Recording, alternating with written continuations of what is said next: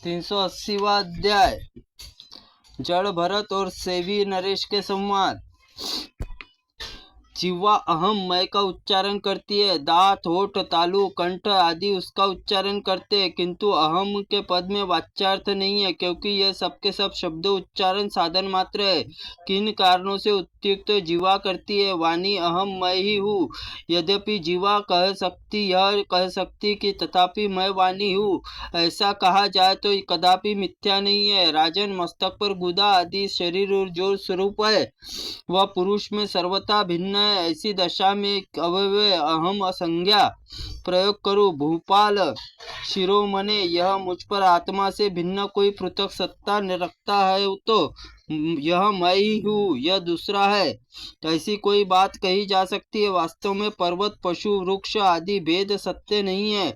शरीर दृष्टि से जितने भी भेद प्रतीक हो रहे हैं वो सब कर्मजन्य संसार में राजा, राजा सेवक कहते हैं वह तथा इस तरह की जितनी भी संज्ञाएं वे निर्विकार सत्य नहीं है।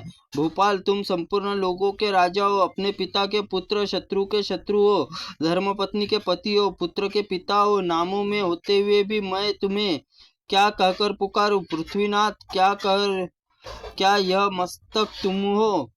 किंतु जैसे मस्तक तुम्हारा है वैसे ही उधर हो, और उधर हो क्यों नहीं हो? क्योंकि पैर आदि अंगों में तुम कोई भी हो नहीं हो। ये सब तुम्हारे क्या है? महाराज, समस्त अवयवों में पृथक हो, इसमें अलग होकर है। तुम अच्छी तरह विचार करो, वास्तव में तुम कौन हो, मैं कौन हूँ?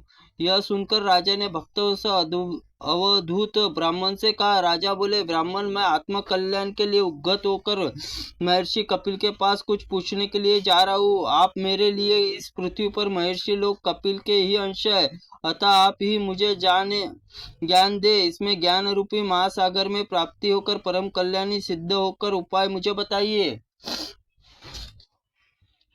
ब्राह्मण ने कहा, राजन, तुम कल्याण का ही उपाय पूछने लगे हो, परमार्थ क्या है नहीं पूछते? परमार्थ सभी कल्याणों का स्वरूप है। मनुष्य देवता आराधना करके धन संपत्ति इच्छा करता है, पुत्र राज्य पाना चाहता है, किंतु सभी रणेश, तुम ही बताओ कि क्या उसका श्रेय है? इसी में उसका कल्याण होगा।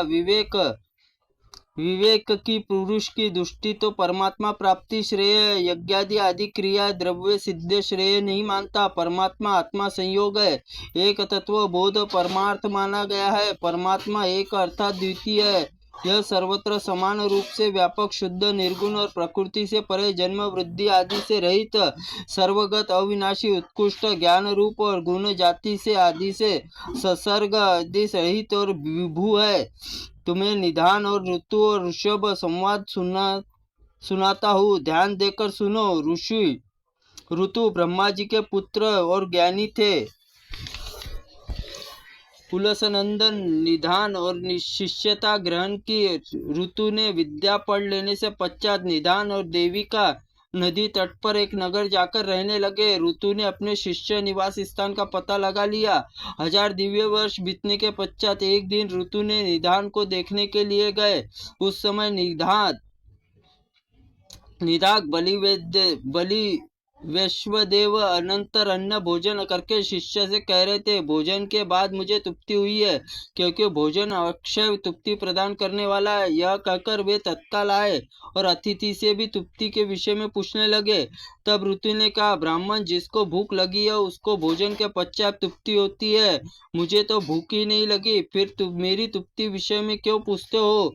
भूख और प्यास और देह धर्म अथवा आत्मा के लिए स्पर्श नहीं करते। तुमने पूछा इसलिए कहता हूँ कि मुझे सदा ही तृप्ति बनी रहती है।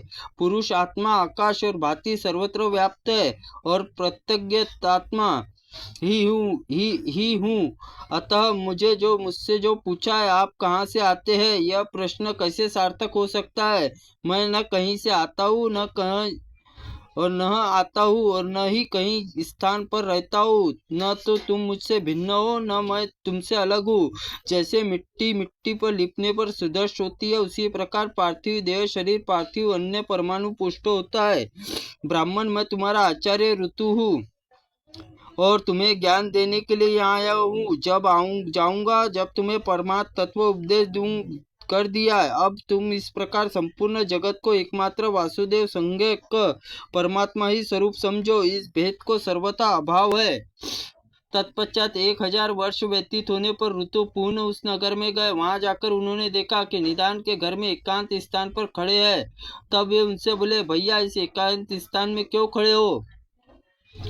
निदाघ ने कहा कि ब्राह्मण, मार्ग में मनुष्यों बहुत बड़ी भीड़ खड़ी है, क्योंकि यह नरेश इस गणेश में रमणीय नगर में प्रवेश करना चाहते हैं, इसलिए मैं यहाँ ठहर गया। द्विज श्रेष्ठ, यहाँ सब बातें जानते हो, बताओ यहाँ नरेश है या और कोई दूसरे लोग हैं? निदाघ ने कहा, ब्राह्मण, मैं इस पर्वत शिखर के समान खड़े हुए मतवाले गजराज पर चढ़े हैं, वहीं पर नरेश है जो कि चारों ओर से घेर कर खड़े हैं, और दूसरे लोग नीचे वाले जीव हाथी और ऊपर बैठे हुए सज्जन महाराज है। ऋतु ने कहा, मुझे समझा कर बताओ, इसमें से कौन राजा है, कौन हाथी? निषाद बोले, अच्छा बतलाता हूँ। यह कहकर निदाघ ने ऋतु के ऊपर चढ़ गए और बोले, अब दृष्टांत देखकर तुम वाहन को समझ लो। मैं तुम्हारे ऊपर राजा के समान बैठा हूँ और तुम मेरे नीचे हाथी के समान खड़े हो। तब ऋतु ने निदाघ से कहा, मैं कौन हूँ, तुम्हें क्या कहूँ?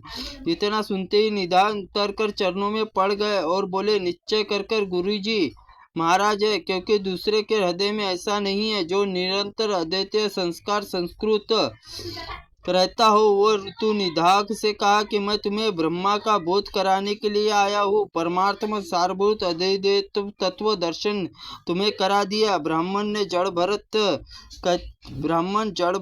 कहते हैं, राजन निदाघ उस उद्देश्य के प्रभाव से अद्वैत परायण हो गए और वे संपूर्ण प्राणियों को अभिन्न देखने लगे, उनके ज्ञान और मोक्ष प्राप्त किया। उसी प्रकार तुम भी प्राप्त करोगे। मैं यह संपूर्ण जगत एकमात्र व्यापक विष्णु ही है, स्वरूप है। जैसे आकाश नीले पीले भेद अनेक तत्वों सा दिखाई देता है, उसी प्रकार भ्रांत दृष्टि वाले पुरुषों में एक ही आत्मा भिन्न भिन्न रूपों में दिखाई देती है। अग्निदेव कहते हैं, वशिष्ठ, इस सारभूत ज्ञान में प्रभाव में सेवी नरेश भवबंधु मुक्त हो गए और ज्ञान स्वरूप ब्रह्मा अज्ञानमय संसार वृक्ष शत्रु है। इस निरंतर चिंतन करते रहिए। इस प्रकार आदि महाअग्नि पुराण में